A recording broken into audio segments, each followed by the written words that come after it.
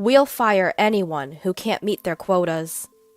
The younger section chief, eager to reprimand me as I desperately bowed my head, unable to meet this month's quota. I understand. I'll resign. Pushed to the edge, both mentally and physically, I decided to leave the company. Oh my, really quitting? It'll be tough for an old man like you to lose your job, you know, the section chief scoffed at me. The day after I quit the company, I received a call from an ex-team member on my smartphone. What's up? It's terrible. Please come back, Mr. Watson. Apparently, since the day I left, calls from our contract companies had been non-stop. Firing him was a foolish move. The words from a client would eventually force the section chief to bow deeply to me. My name is Benjamin Watson. I lost my father to illness when I was a child. I'm sorry for always making you feel lonely. It's okay, Mom.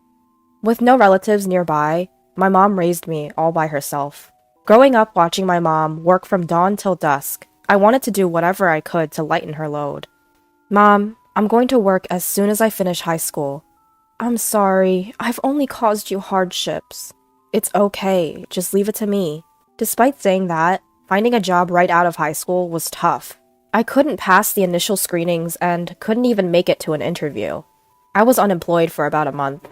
But when I kept sending out resumes everywhere, only one company passed me through the screening. It was a sales position at an insurance company. Anxiety crossed my mind.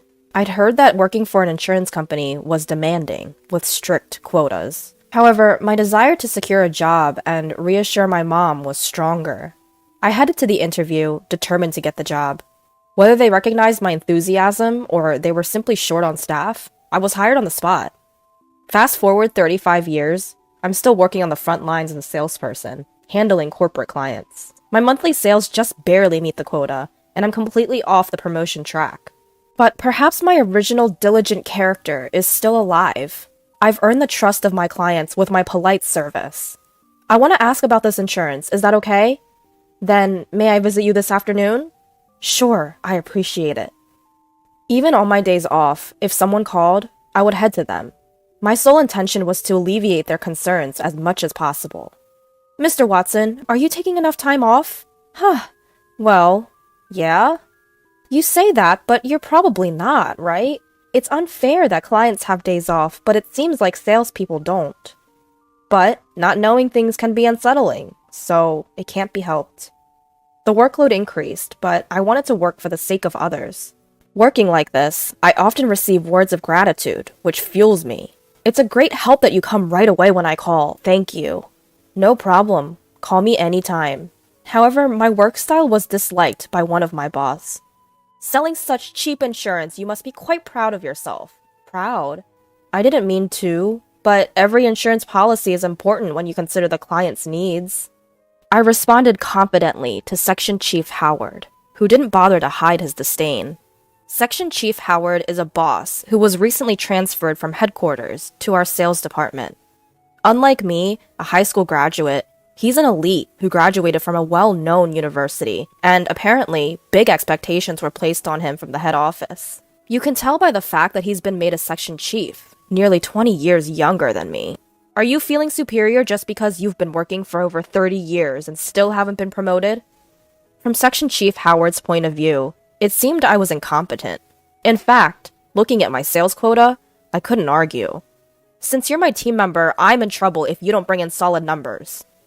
It seemed that Section Chief Howard was aiming for further promotion using this position as a stepping stone, and he was quite enthusiastic.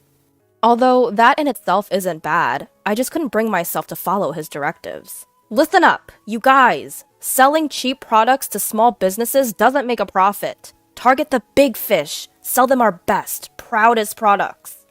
Section Chief Howard rallied the young salesmen and sent them out. Section Chief Howard's policy was to sell the best insurance to large accounts. In other words, to push the product with the highest premiums. I didn't like this approach. The insurance that Section Chief Howard was pushing covered various things and could fully prepare for any contingency. However, the higher the coverage, the higher the cost, which I didn't find conscientious. Insurance for any eventuality should not become a daily burden. Moreover, it included insurance that the client might not really need. Section Chief Howard said things like, consider the maximum possible occurrence, stir up anxiety and make them feel the need for insurance. This is a sales skill. But to me, that's a ridiculous idea.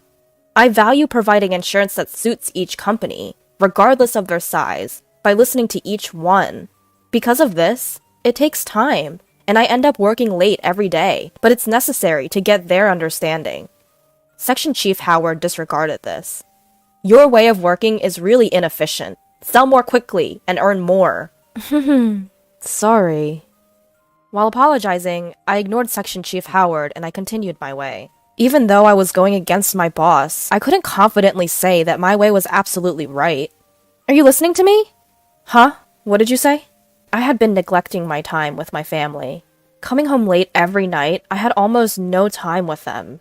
Exhausted from work, I was always inattentive to what my wife said.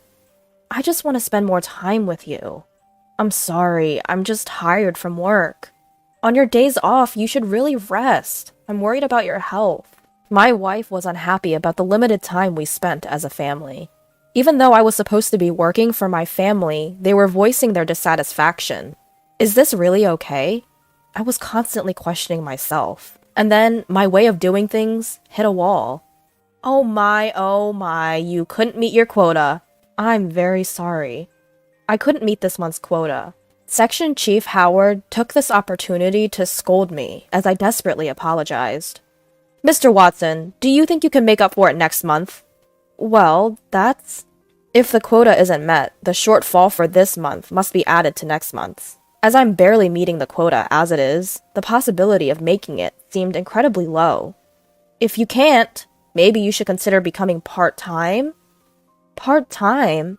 Can there really be a part-time salesman? While I was confused, Section Chief Howard smirked. If you don't want that, then you're fired. I was declared fired. Fired.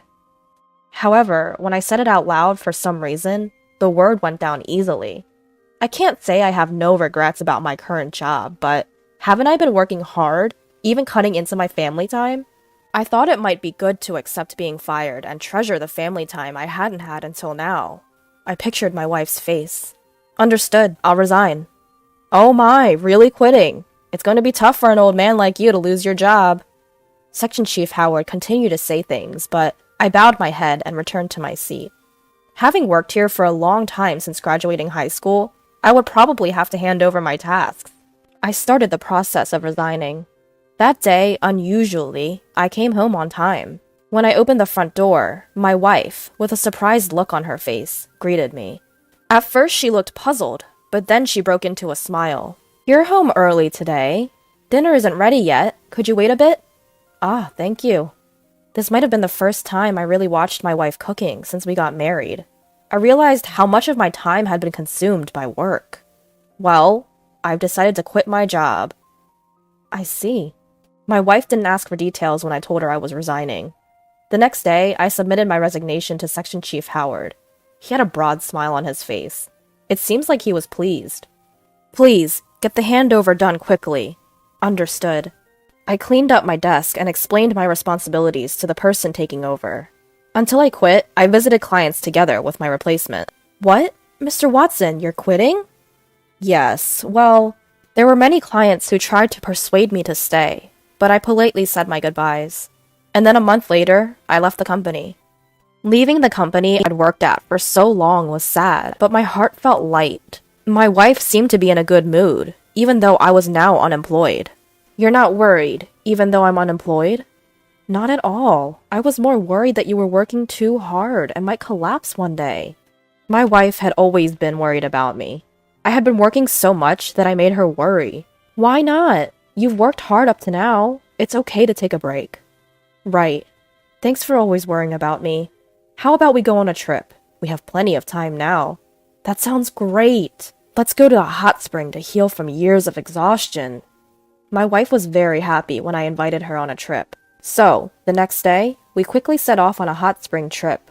However, while I was relaxing with my wife on the trip, I got a call on my smartphone from an ex-team member. What's up? It's terrible! Mr. Watson, please, come back!